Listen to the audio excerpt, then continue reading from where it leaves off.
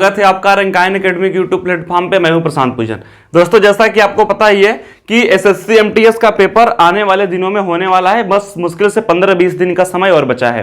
दोस्तों, उसी क्रम को ध्यान में रखते हुए 1 से लेके 12 तक एमटीएस के प्रीवियस ईयर के पेपर को तत्काल के करंट से अपडेट करके हम लोग पढ़ा चुके हैं। आज का जो आपका प्रैक्टिस सेट है दोस्तों, यह 13 प्रैक्टिस सेट है, ठीक है ना। तो हम लोग 12 प्रैक्टिस सेट 25-25 क्वेश्चन का जीके जीएस का अपलोड कर चुके हैं। जो लोग अभी उसको नहीं देखे हैं, प्लीज जाके उसको देख लीजिए और अपनी तैयारी को समझ लीजिए कि कहां तक आपकी तैयारी है। तो आज 13वें प्रैक्टिस सेट में 25 महत्वपूर्ण प्रश्न लेकर आए हैं। तो दोस्तों, पहले आप लोग को प्रश्न देखना है, खुद से आंसर सेलेक्ट करना है, यदि ना आए तो फिर आंसर भी देखना है। 1 अप्रैल सन 2023 तक, देखिए मैंने बोला था ना कि हाल के करंट अफेयर से अपडेट है। 1 अप्रैल सन 2023 तक उपलब्ध जानकारी के अनुसार हॉकी मैच की कुल अवधि कितनी होती है। दोस्तों, जो हॉकी का मैच होता है, ठीक है ना, तो उसका जो एक राउंड होता है वह कितने मिनट तक का होता है, यानी कि एक मैच कितने मिनट तक का होता है। तो इसका करेक्ट आंसर क्या है दोस्तों, 60 मिनट, ठीक है ना।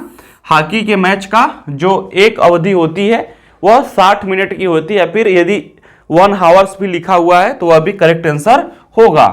दूसरे प्रश्न की बात करें, प्रसिद्ध बॉलीवुड गीत चन्ना मेरेया निम्नलिखित में से किसने गाया है। अभी तो दोस्तों यह PYQ का क्वेश्चन है। चन्ना मेरेया कहां क्वेश्चन है, यह PYQ का दोस्तों क्वेश्चन है।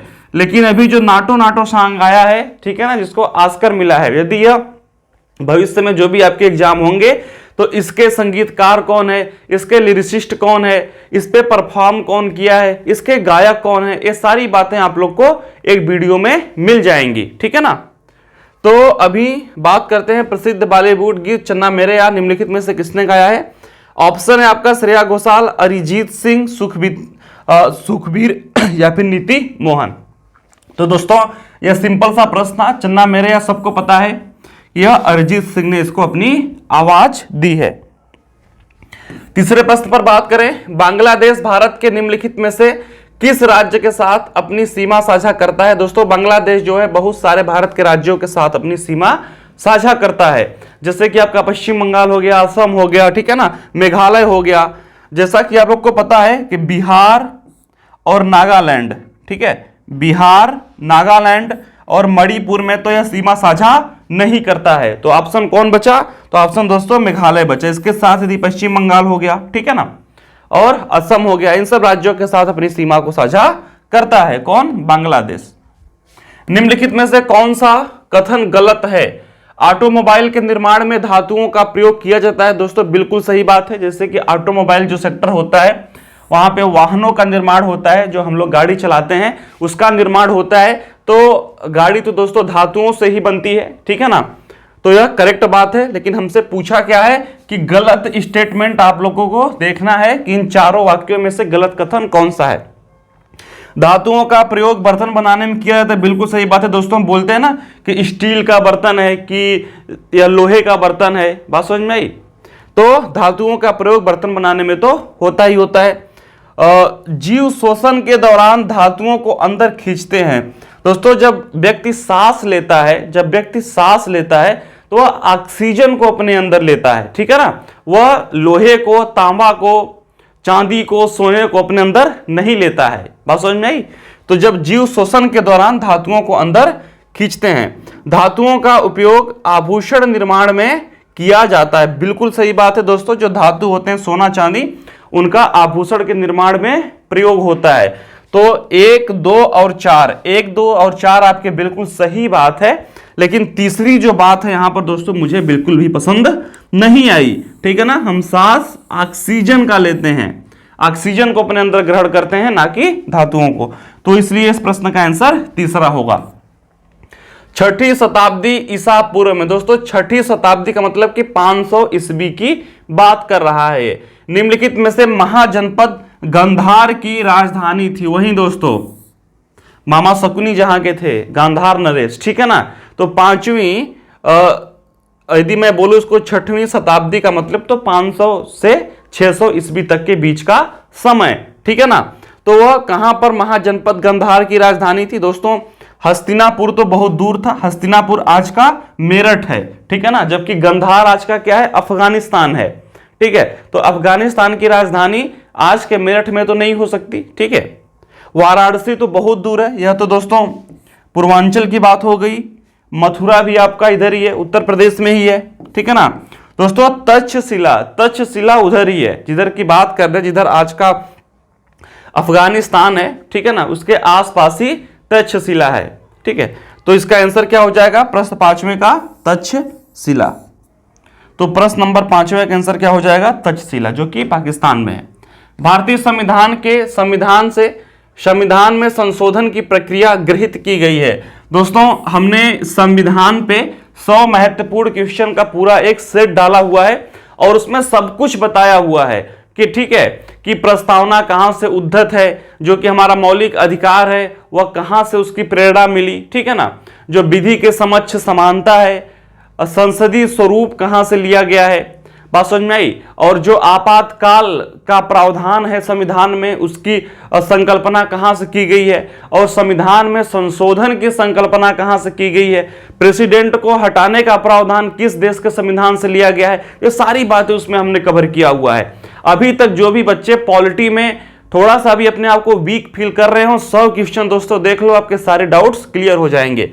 तो यहां पर क्या है कि संविधान में संशोधन की प्रक्रिया कहां से ली गई है, तो दोस्तों दक्षिण अफ्रीका से, ठीक है ना। आर्टिकल 368,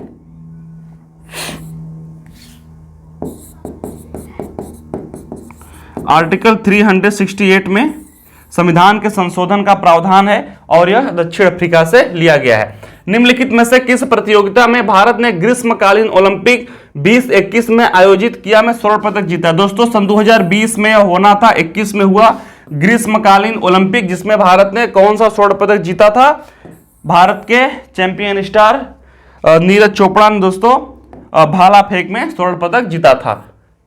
एलेला कक्राडी किस भारतीय राज्य का आदिवासी नृत्य है, दोस्तों हमने इसको पढ़ाया है, यह केरल राज्य का आदिवासी नृत्य है, ठीक है ना। तो यह केरल राज्य का आदिवासी नृत्य, इसको आप लोग ध्यान में रखिएगा। ओडिशा और आसपास के जिलों के मंदिरों की वास्तुकला में मंदिर के शीर्ष पर दिखाई देने वाले, दोस्तों जो उड़ीसा और आसपास की मंदिर बने हैं उसकी वास्तुकला में जो मंदिर के ऊपर एक चक्र की तरह बना रहता है, पत्थर जैसी चकती यानी कि डिस्क, देखा ना डिस्क है ना, को क्या कहा जाता है, दोस्तों इसको आमलक बोलते हैं। क्या बोलते हैं इसको, आमलक बोलते हैं। और जो कलश होता है वह दोस्तों जैसे आपका एक बर्तन होता है ना, उसको कलश टाइप का बोलते हैं। तो यहां पर डिस्क को क्या बोलेंगे, आमलक बोलेंगे। यह उड़ीसा और आसपास के राज्यों में ऐसा मंदिरों में देखा जाता है। 1991 की एलपीजी रणनीति में एल का क्या अर्थ है, दोस्तों जब 1991 में देश में आर्थिक संकट आया तो उस समय विश्व की कंपनियों को भारत में व्यापार करने की छूट मिली और उसको एलपीजी बोलते हैं, ठीक है ना, यानी कि लिबरलाइजेशन, प्राइवेटाइजेशन एंड ग्लोबलाइजेशन, ठीक है। आपसे यदि एल का फुल फॉर्म पूछे तो क्या होगा, लिबरलाइजेशन, यदि आपसे पी का पूछे तो प्राइवेटाइजेशन, और यदि आपका पूछे जी का मतलब तो ग्लोबलाइजेशन, यानी कि सबके लिए बाजार को खोलना। तो प्रश्न नंबर 10वें का आंसर क्या होगा, लिबरलाइजेशन। निम्नलिखित में से कौन दर्पण एकेडमी ऑफ परफॉर्मिंग आर्ट्स के सह संस्थापक है, दोस्तों मृणालिनी साराभाई, ठीक है ना, मृणालिनी साराभाई जी जो हैं और यह दर्पण एकेडमी ऑफ परफॉर्मिंग आर्ट्स के सह संस्थापक हैं। सन 2011 की जनगणना के अनुसार भारत में नगरीय जनसंख्या का प्रतिशत कितना, दोस्तों यदि हम भारत को डिवाइड करें इधर नगरों में और ग्रामीण में, ठीक है ना, तो दोस्तों लगभग 67 to 68% लोग कहां पे रहते हैं, गांव में रहते हैं, ठीक है ना। और दोस्तों कम से कम 35, 36, 37% लोग कहां पे रहते हैं, यह शहरों में रहते हैं, ठीक है ना। यदि मैं 68 को देखूं तो लगभग 32 से 33% लोग, ठीक है, 32 से 33% लोग कहां पे रहते हैं, यह शहरों में रहते हैं।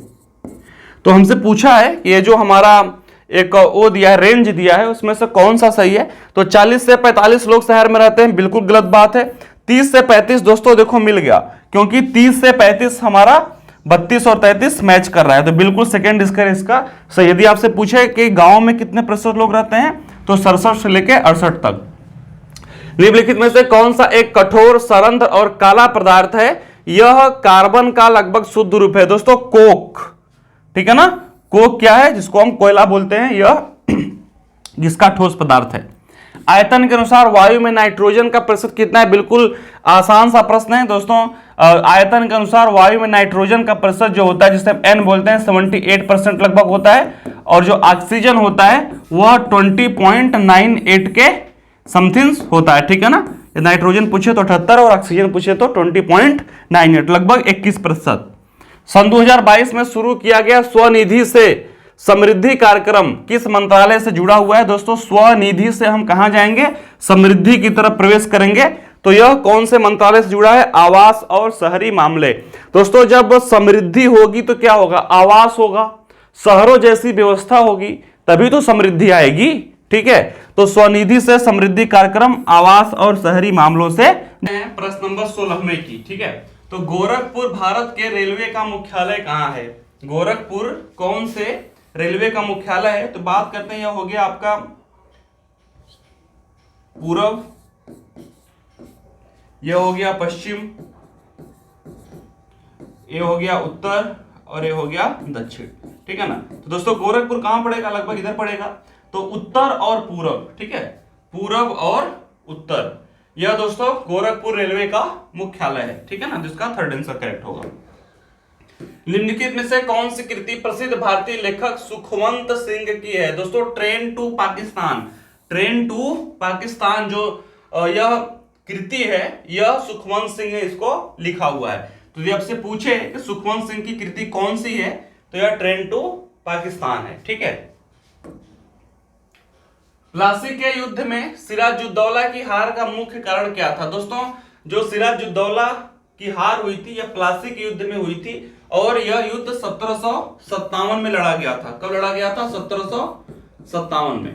और दोस्तों बंगाल के नवाब और ब्रिटिश ईस्ट इंडिया कंपनी के बीच में यह फाइट हुई थी। मामला यह हुआ था कि जो सिराजुद्दौला का दोस्तों सेनापति मीर जाफर था, यह अंग्रेजों से जाके मिल गया था, और पहले के जमाने में क्या होता था कि जब तक सेनापति आदेश ना दे युद्ध नहीं होता था। तो जैसे ही दोनों सेनाएं आमने सामने आई, तो सिराजुद्दौला की तरफ से जो उसका सेनापति था, उसने अपनी सेना को युद्ध करने का आदेश ही नहीं दिया, और सिराजुद्दौला के जो थोड़े बहुत विश्वसनीय लोग थे, उन्होंने युद्ध किया, और फाइनली इसकी हार हो गई और ये मार दिए गए। तो सेनापति मीर जाफर के नेतृत्व वाली सेना ने युद्ध में भाग नहीं लिया, बिल्कुल यह करेक्ट आंसर है, ठीक है ना। और अंग्रेजों के स्थान की गलत सूचना, खाद्य आपूर्ति बंद हो गई, ये सब दोस्तों बकवास बातें हैं। तो प्रश्न नंबर 18 में, जो कि 1757 में फाइट हुआ, सिराजुद्दौला और ब्रिटिश ईस्ट इंडिया कंपनी के बीच में फाइट हुआ, और मीर जाफर ने अपनी सेना को युद्ध करने का आदेश ही नहीं दिया। और दोस्तों यहां पर क्या है कि अप्रैल सन 2022 में भारत का नया विदेश सचिव किसे नियुक्त किया गया है। सुब्रमण्यम जयशंकर, हर्षवर्धन श्रृंगला, मीनाक्षी लेखी, या फिर विनय मोहन क्वात्रा।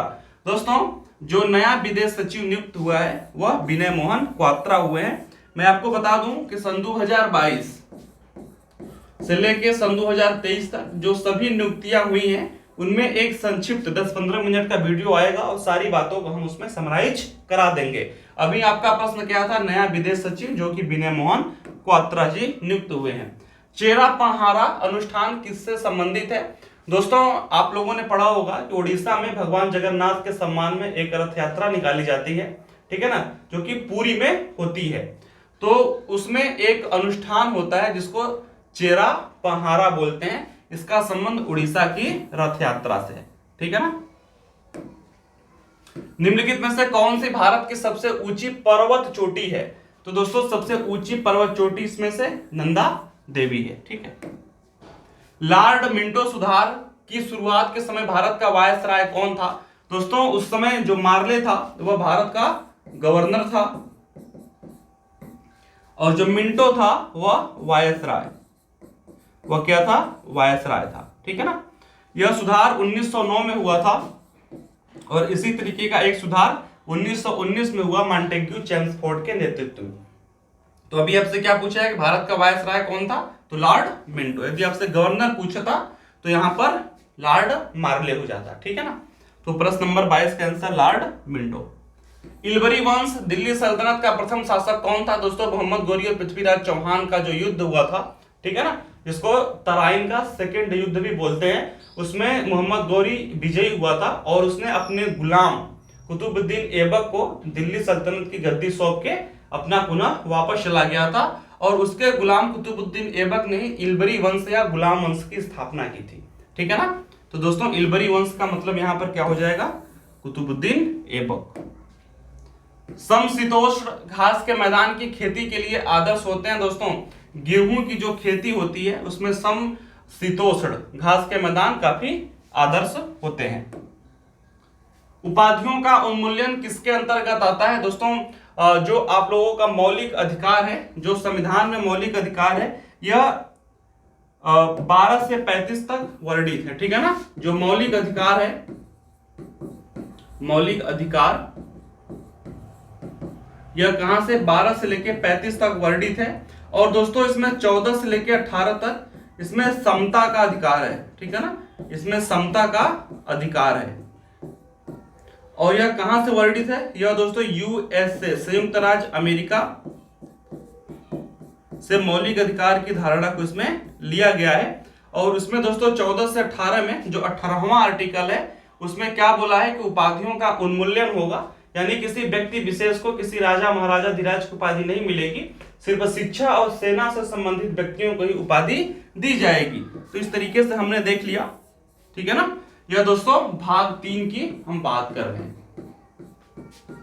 जो लोग पॉलिटी में थोड़ा बहुत भी अपने आप को अंडर कॉन्फिडेंस दोस्तों फील कर रहे होंगे, 1 से लेके 100 तक रैंकाइन एकेडमी पे ही प्रॉपर तरीके से एमसीक्यू कराए गए हैं। ठीक है ना, तो आप लोग उसको जाके देखिए, उससे संबंधित और भी बातें वहां पर बताई गई हैं, तो आपका कंप्लीट रिवीजन वहां पर हो जाएगा। तो दोस्तों आप लोगों ने देख लिया 1 से 25 तक। प्रैक्टिस सेट नंबर 30 में हमने सारे प्रश्नों को डिस्कस कर लिया।